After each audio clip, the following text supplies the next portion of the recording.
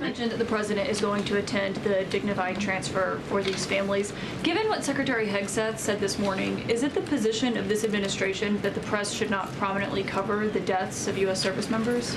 No, it's the position of this administration that the press in this room and the press across the country should accurately report on the success of Operation Epic Fury and the damage it is doing to the rogue Iranian regime that has threatened the lives of every single American in this room. If the Iranian regime had their choice, they would kill every single person in this room. And so we can all be very grateful that we have an administration and that we have men and women in our armed forces who are willing to sacrifice their own lives for the rest of us in this room and for every American across the country and for every troop that is based in the Middle East. That's what these... Secretary Hegseth was complaining that it was front-page news about these 6 service members who were killed. That's not what the Secretary said, Caitlin, and that's not what the Secretary meant, and you know it. You know you are being disingenuous. There is not...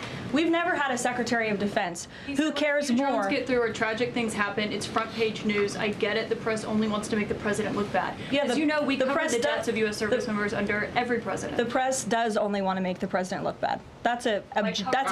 Especially you. No, listen to me. Especially you and especially CNN. And the Secretary of Defense cares deeply about our war fighters and our men and women in uniform. He travels all across this country to meet with them, to connect with them, and your network has hardly ever probably reported on that. You also had the chairman of the Joint Chiefs, Chairman Kane, who's a brave patriot, standing alongside the Secretary at the Pentagon this morning, again expressing his condolences to these families. And I just told you that the President of the United States will be attending their dignified transfer. So please, that's not making the president look bad. That's showcasing that. We expect you to cover that as you should. We expect you to cover that as you should, Caitlin. But you and your network know that you take every single thing this administration says and tries to use it to make the president look bad. That is an objectable fact. I don't think covering troop deaths is trying to make the president look bad. If you're trying to argue right now that CNN's overwhelming coverage is not negative of President Donald Trump, I think the American people would tend to agree, and your ratings would tend to disagree with that as well.